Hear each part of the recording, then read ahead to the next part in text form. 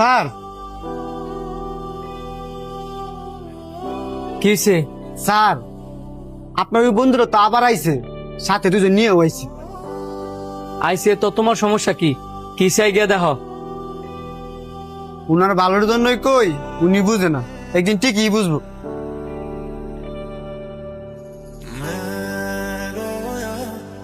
এই ওয়েটার।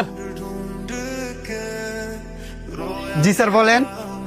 আমাদের তিনজনের জন্য 3টা কফি নিয়ে আসো। ঠিক আছে, একটু ওয়েট করেন। জানোস, এটা হইলো যে আমার ছোটবেলার বন্ধুর রেস্টুরেন্ট।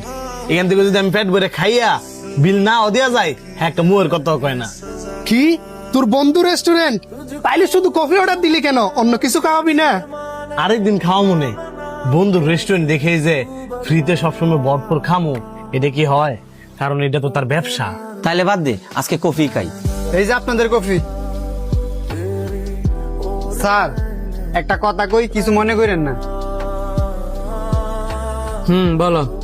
মুরব্বীরা সবসময় একটা কথা কয়, চক্ষু শরম তো কপাল আলে কি। আপনি আপনার বন্ধু দেবে ফ্রিতে খাওয়ান, এটা তো আমার ব্যবসা।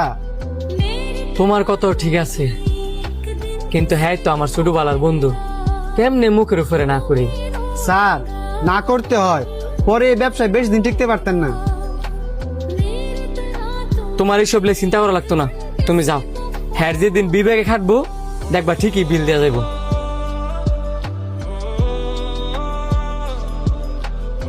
কিরে কি অবস্থা?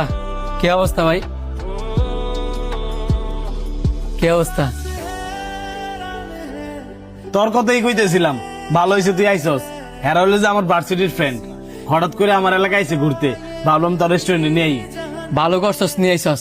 ভাই আর কি খাবেন বলেন? না না ভাই, আর কিছু খাবো না। সানি আপনার বিষয়ে যা বলছে, আপনি তো দেখি তার চেয়েও বেশি ভালো মানুষ। তেমন কিছুই না, আপনার আসছেন উল্টে আমি আর অনেক খুশি হয়েছি। বসেন, আমার আবার ওই দিকটা দেখতে হবে।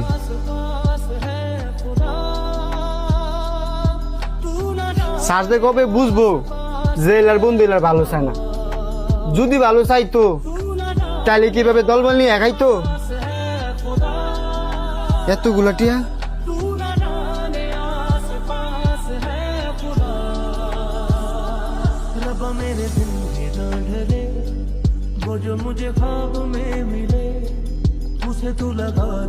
স্যার আপনার বন্ধুরা যে টেবিলে বইছে, এই এতগুলো টাকা ভুলে রেখে গেছে।